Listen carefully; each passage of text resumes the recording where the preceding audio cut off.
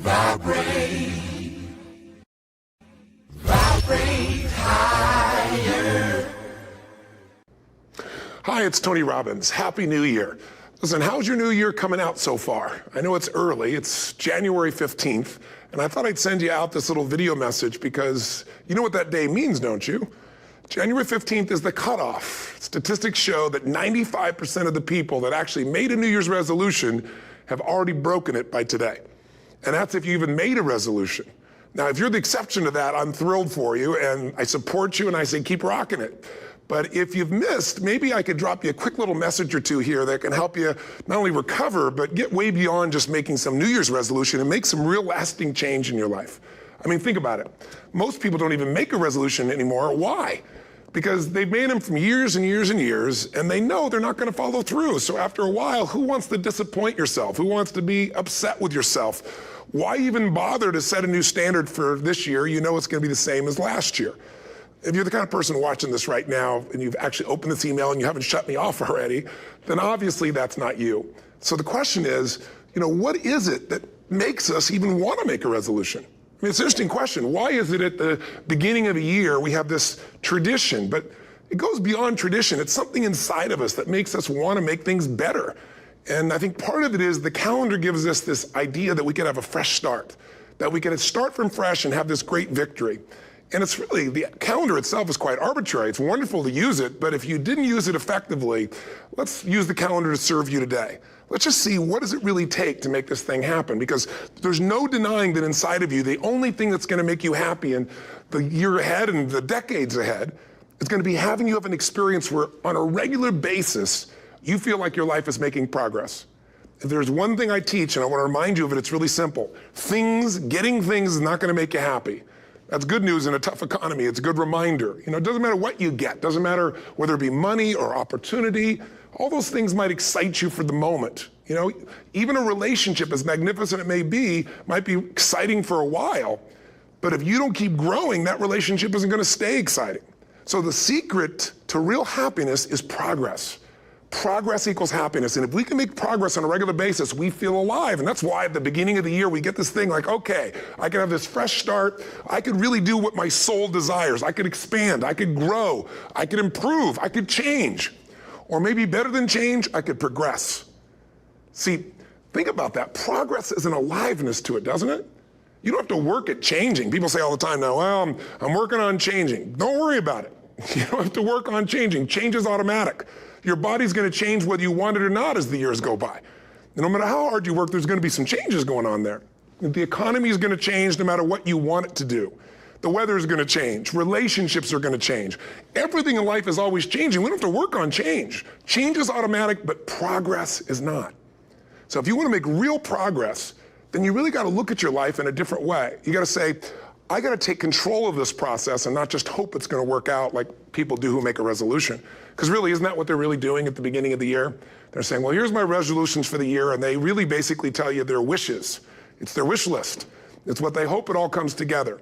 And then they call it a resolution, but they don't know what a resolution is. When you resolve something, to have a resolution is to resolve it. When you've resolved, this is how it's going to be, that's when you cut off any possibility except the thing you've committed to. It's like the old adage, if you want to take the island, you burn the boats. Because when you burn those boats, there's no going back. You're going to find a way to make things work. And most people, they're stating what they hope will come together, and if it doesn't happen, then they're disappointed, but they're not too disappointed because they're not too vested.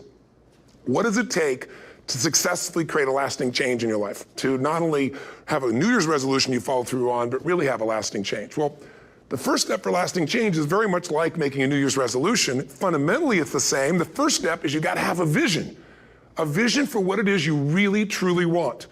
Not what you think you want or what you should have. I mean, what are most people's New Year's resolutions? I'm going to stop eating sugar.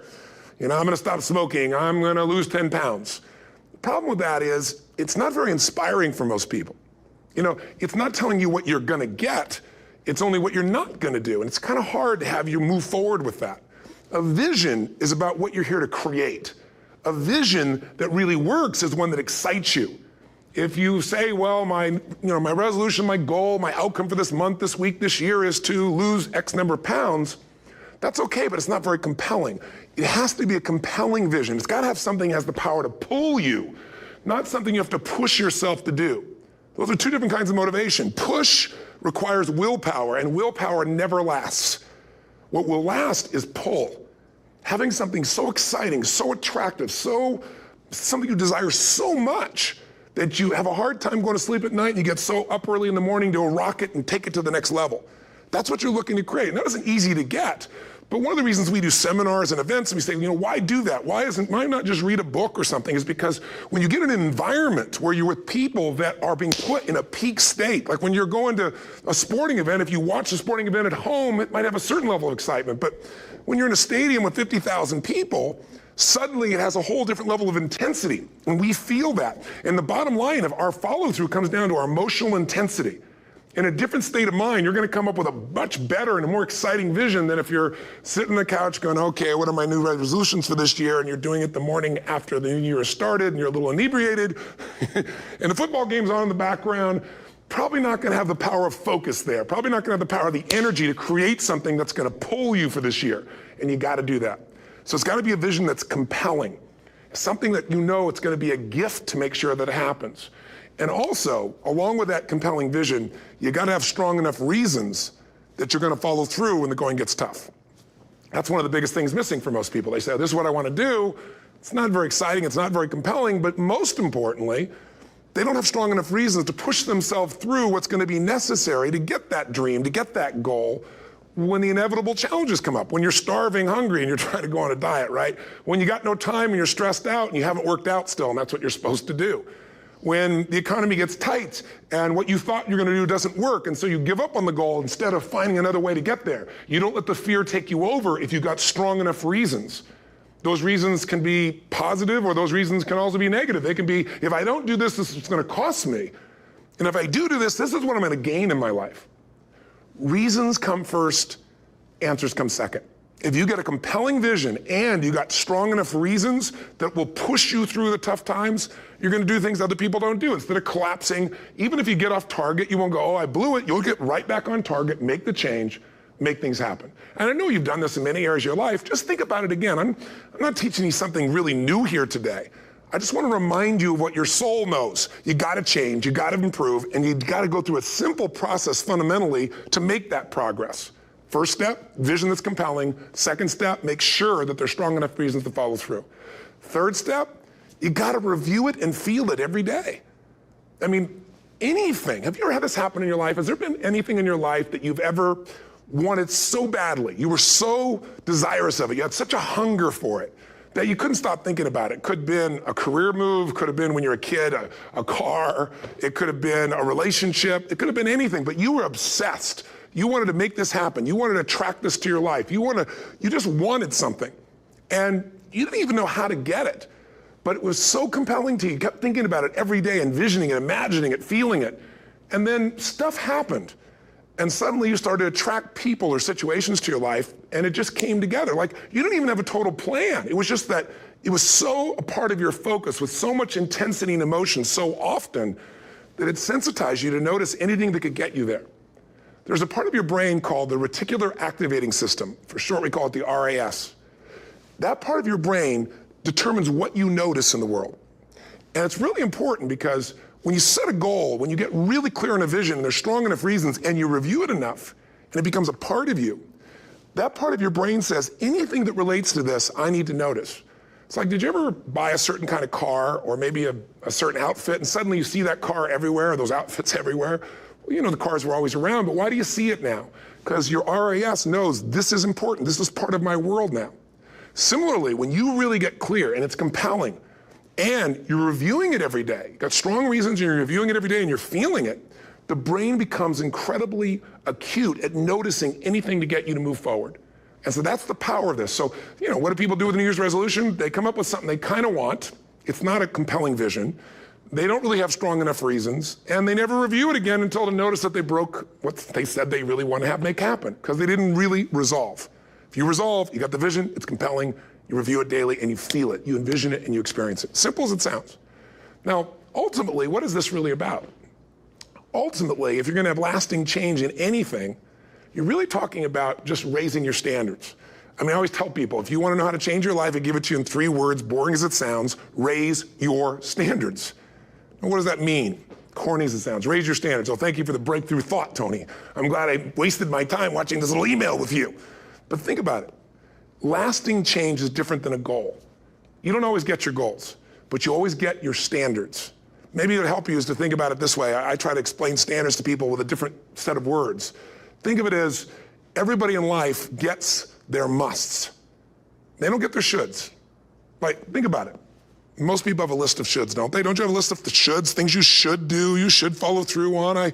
I should lose some weight, I should work out more, I should make more calls, I should respond more rapidly to my email, whatever, you know? I should get into the office earlier, I should be, more confident. Whatever your should list is, people love to have their should list be met, but it's kind of like New Year's resolutions. If it does, it's really exciting, but if it doesn't, which is most of the time, it's a little disappointing, but you kind of know it's not gonna happen. But when you decide something is a must for you, an absolute must, when you cut off any possible, you say, I'm gonna find the way or I'm gonna make the way. Human beings, when they resolve things, when they make a real resolution inside themselves, which is they raise the standard and they make it a must, they find the way. Think about it in your own life. Haven't you had some area of your life where you raise your standard and your life has never been the same? Maybe at one time in your life you smoked cigarettes, or you did something and you did it for years and you kept trying to change it and kept telling yourself, I should. And then one day something happened. Something just clicked you over. Something took you over that kind of tipping point. And inside yourself you said, no more. And it was a very, very different experience, wasn't it? Something inside of you shifted, and what was a should became a must, and you've never gone back. Is there an area like that in your life you can think of? Again, did you ever smoke cigarettes? Did you ever eat a certain way, drink a certain form of alcohol, and then finally say no more, and you just don't go back? And notice this, it doesn't really take any willpower anymore. Because somewhere when we make this click, when we make something a must, we attach ourselves to it. It becomes part of our identity. And one thing I've learned in the last, 33 years of working with people from now over 100 countries, 4 million people, is human beings absolutely follow through on who they believe they are. If you said to me, well, I'm really gonna work hard to stop smoking, but I've been a smoker my whole life and I am a smoker, I know your days are numbered. You're gonna be back smoking cigarettes again, because we all act consistent with who we believe we are. I tell people the strongest force in the whole human personality is this need to stay consistent with how we define ourselves. If you define yourself as somebody who is really conservative, you're not gonna be crazy and act nuts unless you're really drunk or something, and then you can say it's the alcohol, when it's really just you finally getting permission to be yourself. The alcohol is your excuse. If you're a really crazy person, you act crazy, outrageous, playful. You don't act conservative because that's not who you are. Very often people say, well, I can't do that, I'm not that kind of person. And I always say to people, really, when did you define yourself? I mean, really, how many years ago did you come up with what you could and couldn't do in your life? How many years ago? Most people, if they really look at how they're living their life today, it's based on a set of standards, a set of beliefs that they made choices about 10, 20, 30 or more years ago. I mean, very often we made decisions in our youth or very young about what to believe, about what we were capable of, about who we are as a person, and that becomes the glass ceiling, if you will, that controls us. There's a corny metaphor, but it's true. I remember one time I was with my family at the circus, and there was a person there and they had this big giant elephant, and you look at this elephant and they take this little rope, put it around the elephant's neck, and they drive this stake into the ground. And I mean, you look at this and you know that elephant could rip down the entire tent with almost no effort, and yet the elephant doesn't struggle, doesn't try. Why? Because the elephant's conditioned. And they take that elephant and condition the elephant when it's a baby elephant. That's how they train them. When it's a little baby elephant and it doesn't have the power yet, they put a big rope around it and they drive this huge stake in the ground, and the elephant fights and fights and fights. And one day, finally, that elephant decides, I'm not capable of pulling this out. And once that becomes the definition of an identity of anyone, an elephant in this case, they don't even try anymore. It's just who I am, that's how it is, that's just the way it is in my life. I'd like to ask you to take a look at any place you've got a limitation and ask yourself, when did I decide to accept that limitation? And you may not even see it as a limitation, you might see it as just that's who I am. But so often in our lives, we've adapted to be a certain way so that we don't fail or so that people will like us or respect us, but it's not necessarily who we are. Joy comes when you're spontaneous. It's really hard to be truly happy when you're not being yourself. And most of us have no clue who we are. And so a big part of my work, if you've ever been to an event, you know, is to get people to do things spontaneously without thinking, because that's when the real you shows up. That's when the energy comes alive. And when you do that, when you start to connect to your true nature, suddenly there's energy available for you to set a higher standard for what you want in your life. That's what this is really all about. And when I talk about standards, when I talk about, you know, shoulds versus musts, think about your own life. I know there have been areas in your life where some point in time you just shifted and you raised the standard and your life changed. Because whatever people have their identity attached to, they live. We live who we believe we are. That's just how it works. It's just kind of like, I'll give you an example. Look at your physical body. Your physical body today is an absolute reflection of only one thing, not your goals, not your desires, but your standards. The identity you have for yourself. If your standard is you're an athlete, then there's a certain amount of strength, a muscle tone, and energy that's available in your body on a regular basis because that's who you are. And so you do whatever's necessary to maintain that identity. Again, the strongest force in the human personality is this need to stay consistent with how we define ourselves. Because if you don't know who you are, you wouldn't know how to act. Once you lock in on that identity, your brain finds a way to keep you there. If you say, you know, man, I'm overweight, I've always been overweight, I'm big boned, and that's the story you've got, then you're gonna always find a way to get back there. That's your settling point. That's your identity. That's where things lock in. If you see somebody who's in really great shape, you ask them, do you work out? You know the answer. Yes, how often? And they'll tell you 3 times, 4 times, 5 times a week, whatever. In a seminar, I'll ask people, who here works out at least 5 days a week? And I'm stand up. And you look around that room, and you know that they work out 5 times a week because you can see their body. You don't just get a result without some kind of action, without some form of ritual. Ritual meaning actions you do consistently. Now, do you think those people that are out there working out 5 days a week, do they have more time than you do? Or I have, or anybody else? Of course not. Is their life less busy? Of course not. It's just a must for them. They must work out that way, and they've made that turn and their life changed. So I'm not saying you have to work out 5 days a week. I'm just saying whatever you really want, wants don't get met consistently. Standards do. Whatever you identify, this is who I am. And so it's not so much about changing your identity as there's expanding it. You know, deciding that, you know, instead of your goals to lose 10 pounds, which is not compelling, what if your vision was to get back to my fighting weight? You know, this year, this month, this next 90 days, I'm gonna transform my body. I'm gonna take on a new challenge. I'm gonna find some technique or strategy, there's a million of them, that can reframe myself where I wanna feel younger, stronger, more vibrant than ever before. Here's my reasons, because I want the energy to really make my life work. Because it's tough out there, and I wanna be stronger than I've ever been before. I wanna go in front of the mirror, and if I'm naked, not, you know, wanna laugh. I wanna look there and take a good look and go, yeah, I'm proud of whatever I see there. Whatever it takes, something's gonna make you laugh, smile, something that's gonna tease yourself, but something's gonna move you to another level. If you identify yourself in a new way and you own that every day, and that becomes the standard of how you live, you'll find the way to make that standard real. Money's the same way. Think about it, it doesn't matter what's happening, quote unquote, in the marketplace. People that make money find a way to make money no matter what, don't they? I mean, most people's standard is to pay their bills. So that's what most people find a way to do, even when economic times get tough. Most people, if that's their absolute standard, they find a way. Some people's standard is pay their bills most of the time. And so most of the time they do. Some people's standard is not just to pay their bills, but to take care of their family and maybe even some of their friends. And they find a way. In fact, you know, some people may be in a family where they don't have enough money. They barely have money to pay their bills. They work their guts out.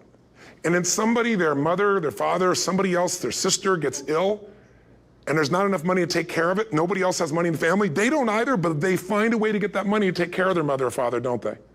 And pay their bills. They never could do it before. Why? The situation made them raise their own standard. And not everybody does that. Somebody else in the family might have money and still not take care of their mother. It all comes down to the inner game, my friends. Changing your life is a change in the inner game. The outside world you can't control, but you have absolute control over this one if you learn the dynamics of what shapes you. And identity is one of those simple, clear, fundamental basics that if you start to shift it, everything else will shift in your life as well. Some people, by the way, have to have more than enough money to do what they want, when they want, where they want, with whomever they want, contribute the way they want. And if that's their must, they find a way. I know that sounds overly simplistic, but it's true. You know, somebody once said you could take all the money in the world out of the hands of everybody, out of all the wealthy people in the world who are really successful, give it to other people. It wouldn't take too long, those people would have it back in their hands. It's not because they're manipulative, it's because they have a standard. Some are manipulative, don't get me wrong, but they've got a standard of what they're gonna find a way to make happen. I'm just simply saying to you, take those 3 magic words and live them. Raise your standard. And if you really wanna do it, then I'll tell you the most important secret. Have you ever done this? Have you ever told yourself you're raising your standard? Okay, I'm gonna go make this happen. I'm gonna go make this much money. I'm gonna transform my kids. I'm gonna create the ultimate relationship in my life. I'm gonna transform my body, whatever it is. And then you don't have strong enough reasons and you don't use it. You don't follow through. It's because you didn't back up your standards with what makes those standards real, and that's rituals. Rituals are where the power is. Whenever we do our Robbins results coaching, we say Robbins equals results, the way we get results with people, it's the same way if you listen to my Ultimate Edge program, or back in the old days, Personal Power, or if you went to one of my seminars. You know what I do is I take these huge challenges you got and we break them down into little bite-sized steps.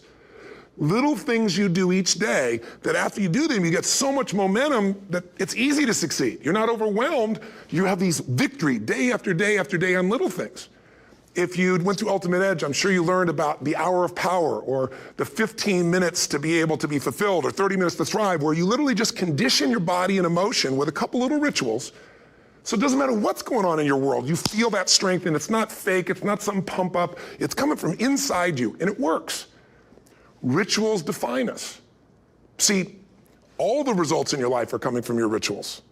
They start with a standard and then have rituals that follow it up. Like, for example, if you are where you want to be physically, you have very different rituals than if you're not where you want to be physically. If you're overweight, you and I both know you got a different ritual than if you're physically fit.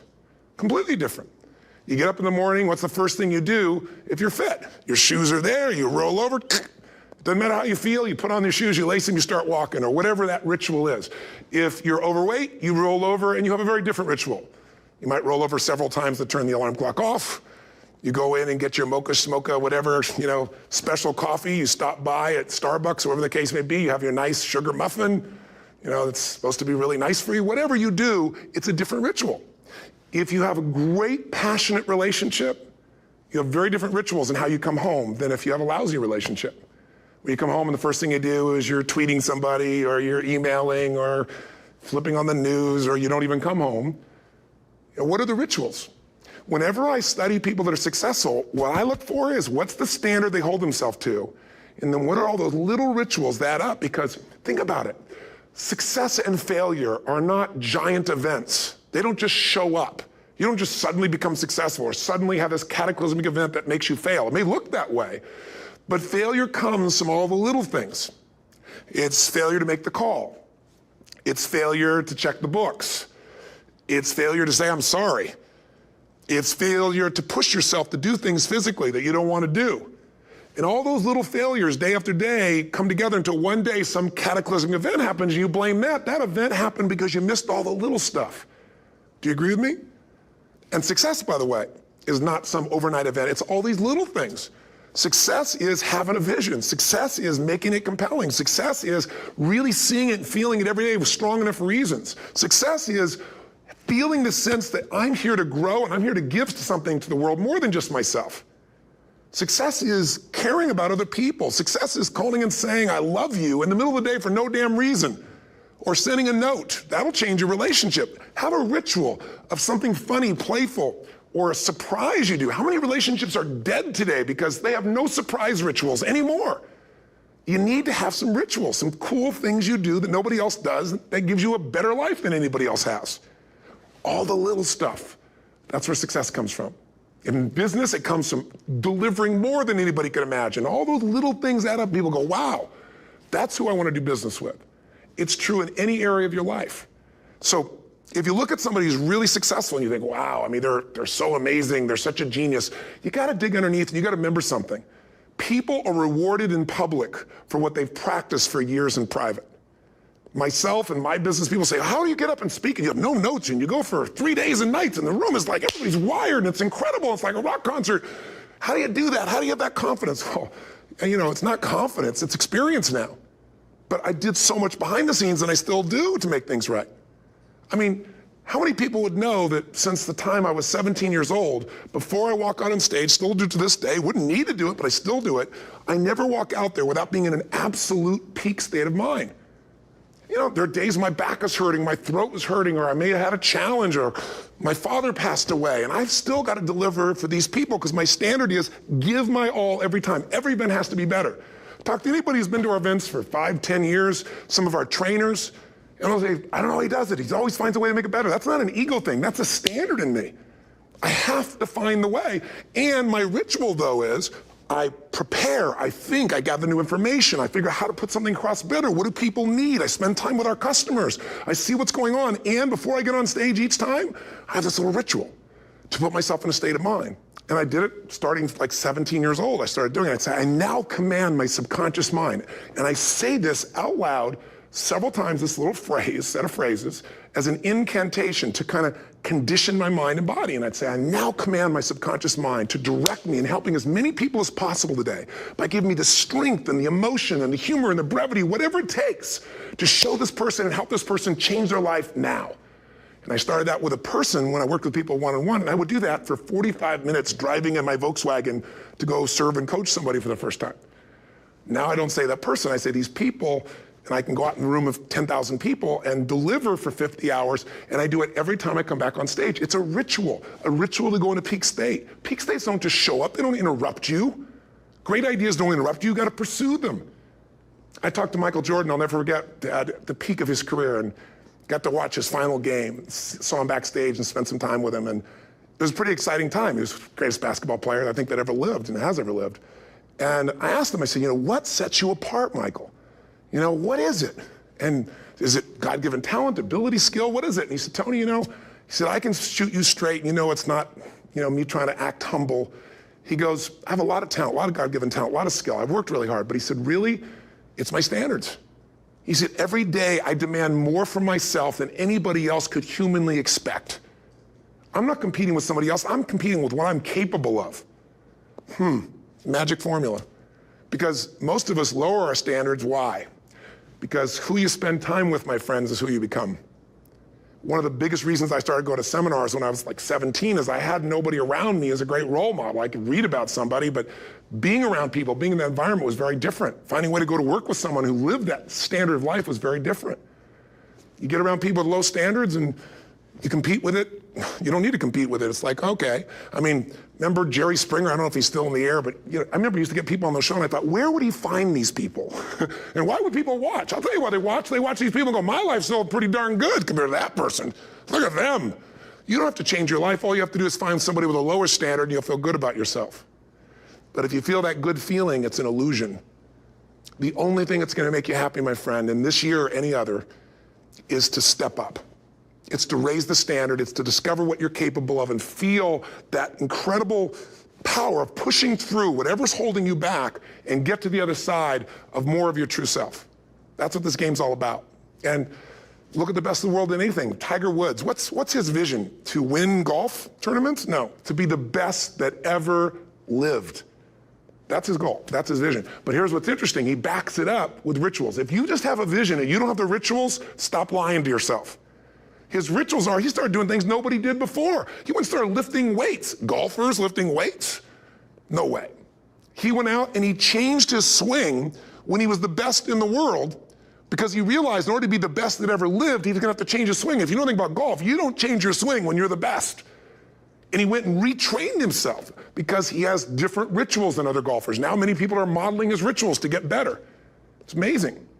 You look at somebody like Michael Phelps, the 2008 swimmer, won 7, only 2 people I think in history, if I remember correctly, that have gotten 7 gold medals in one session. And here's a guy, he's got number 6 under his belt and he's exhausted and he's going in for that final swim. I'm sure you remember. And how does the guy win? By 1/100th of a second. Do you think that was some massive skill that got him over the top? Or was it a standard that says, this is who I am? I am the champion. and no one is taking this from me. And somehow in those final milliseconds, 100th of a second, he pushed himself just beyond his competitor. But you know about Michael Phelps? What allowed him to be able to push beyond that moment is his rituals. Go study the guy. Most people who swim have these unbelievable workouts. He does 2 and 3 of those workout sessions a day. All the other swimmers in the beginning thought he was insane.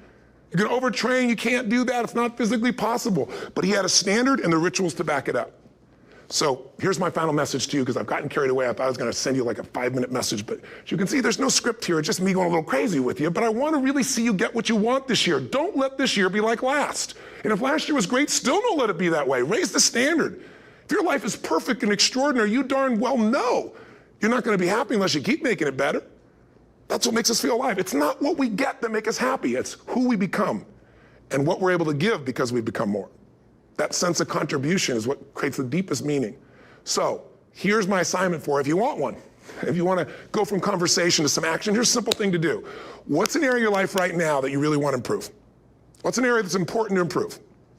If your body's great, how about your career? If career's great, how about your relationships? Intimate one especially, or your kids, or your relationship with your creator, your spiritual side of your life. Or is it your finances? Figure an area that really matters. Decide on that area. Number one, write down what your life is like in that area right now as specifically as possible.